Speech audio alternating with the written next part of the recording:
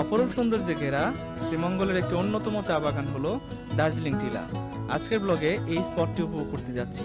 তো শেষ পর্যন্ত দেখার আমন্ত্রণ রইল, কারণ এই ব্লগে আমরা দার্জিলিং টিলার ভ্রমণ সম্পর্কিত অনেকগুলো তথ্য আপনাদের সাথে শেয়ার করব।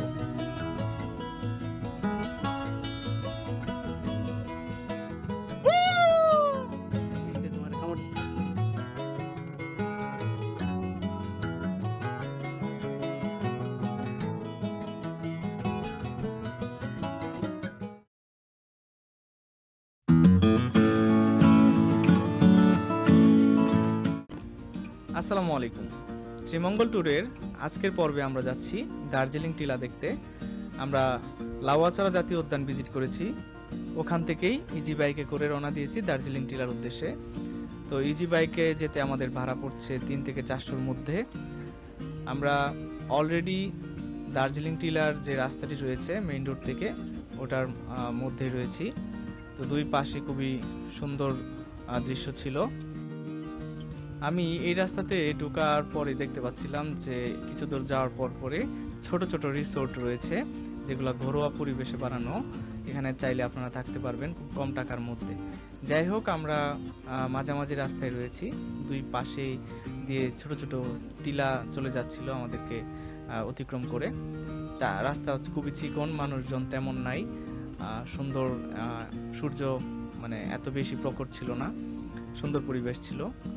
তো আমরা এগিয়ে চলেছি।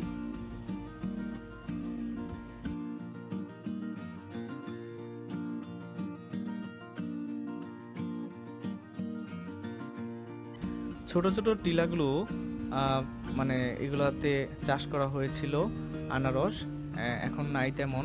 আবার কিছু কিছু টিলাতে অনেক অনেক আনারস আমরা দেখতে পাচ্ছিলাম, কাঁচা আনারস। তো দেখে খুব ভালো লাগছিল যে পাহাড়ের আনারস নাকি খেতে অনেক স্বাদ। কিশোরগঞ্জ সদর, কিশোরগঞ্জ। আচ্ছা আচ্ছা, তিনজন। জি জি জি, এখন আমি আমারটা বলছি আর কি।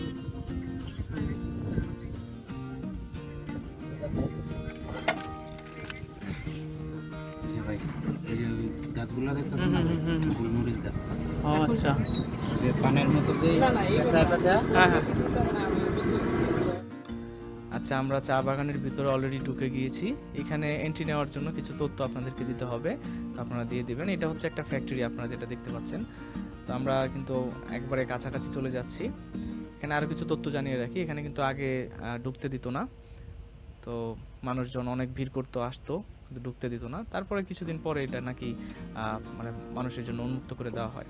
যাই হোক, সামনের যে টিলাগুলো দেখতে পাচ্ছেন, এইগুলার পরে আমাদের যে মেইন স্পটটা আর কি দার্জিলিং টিলার, সেটা আপনারা দেখতে পাবেন। এটা এই যে পাহাড়টা দেখতে পাচ্ছেন, পাহাড় না টিলাটা, এটা অনেকটা মাথা ন্যাড়া করার মতো। এখানে অনেক চা বাগান, মানে চার যে ইয়াগুলো আছে এগুলো লাগানো হচ্ছিল আর কি, চায়ের যে গাছগুলো।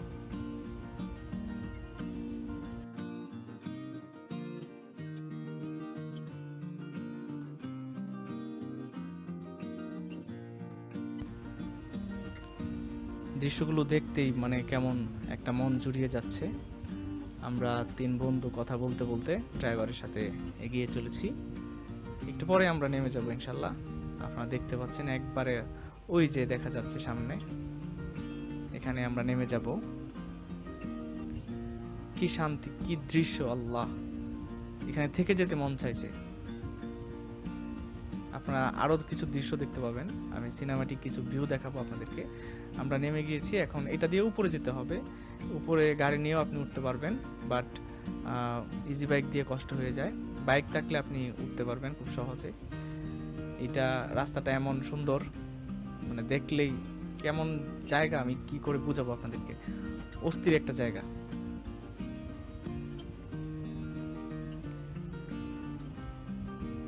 আমরা যে টাইমে ওখানে গিয়েছি তখন তেমন চায়ের পাতা নেই, চা পাতা খুব কম, আপনারা দেখতেই পাচ্ছেন। তো হাকিম খুবই টায়ার্ড, সে পিছনে আছে। আমরা 2 বন্ধু এগিয়ে চলেছি সামনের দিকে। আমরা একবার উপরের সাইডটাতে আসছি, একবারে না, এটার পরে আরেকটা উঁচু জায়গা আছে, একটু পরে আপনারা দেখতে পাবেন। এটা বড় একটা মাঠের মতো, এখানে ফুটবল খেলা যাবে আর কি। এখানে সামনে কয়েকটা দোকানও আছে, এখানে আনারস বিক্রি করে, অন্যান্য পানিও আপনি পেয়ে যাবেন। এই জায়গাটার নাম হচ্ছে এমআর খান টি এস্টেট। তো এমআর খানের পুনরূপ কি জানি না, যাই হোক এটাকে এমআর খান টি স্টেটে বলে। আমরা আরও যে উপরের জায়গাটাতে যাব।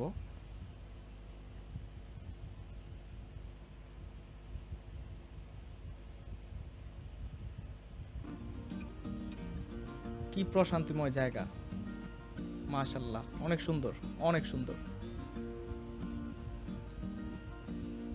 নতুন পাতা গজাচ্ছিল গাছগুলোতে, এটাও ভাল লাগছিল দেখতে, কিন্তু আসলে ফুলফিল পাতাগুলো থাকলে সুন্দর লাগতো আর কি আরো।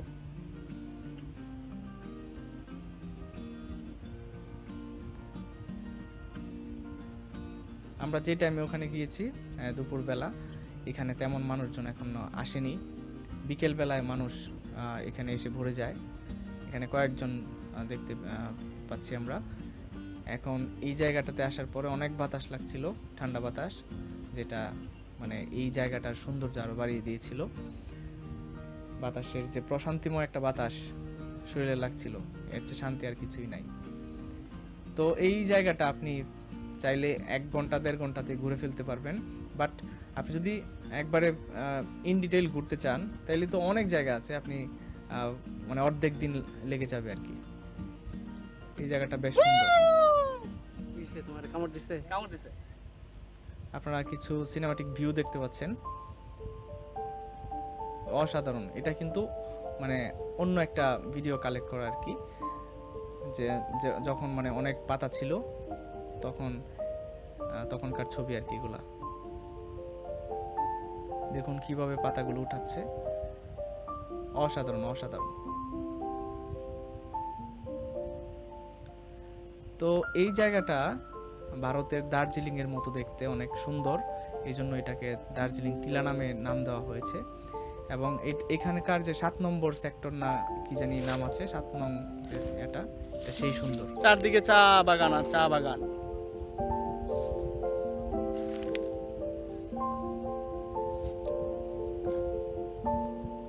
আপনারা এখন কিছু ড্রোন শট দেখতে পাচ্ছেন, যেগুলো দেখার মতো আর কি, অসাধারণ, অস্থির। বাংলাদেশে এত সুন্দর একটা জায়গা আপনি কেন মিস করবেন? আপনারা এখানে ঘুরে আসবেন, অবশ্যই অবশ্যই যাবেন এখানে।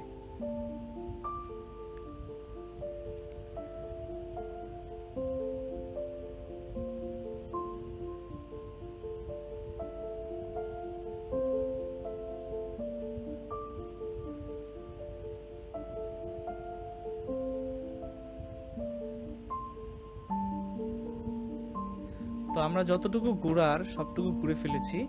তো এখানে আমরা 1.5 ঘন্টার মতো ছিলাম।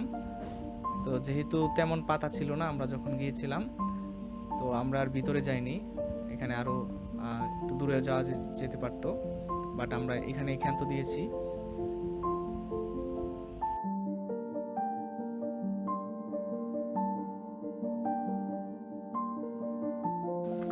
প্রচন্ড পরিমাণ গরম, শতানের বাচ্চা দেখটা, শতানের বাচ্চা যেখানে যায়, শতানের বাচ্চা কিছুই দেখার নাই, চা বাগান আর চা বাগান দেখলে ভালো লাগবে।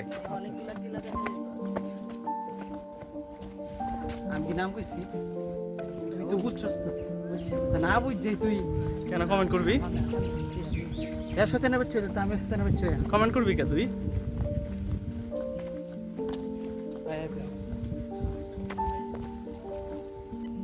আমরা এখান থেকে বিদায় নিচ্ছি। আমরা এখান থেকে চলে যাব নীলকণ্ঠ চা কেবিনে, যেখানে 8 রং 7 রঙের চা পাওয়া যায়।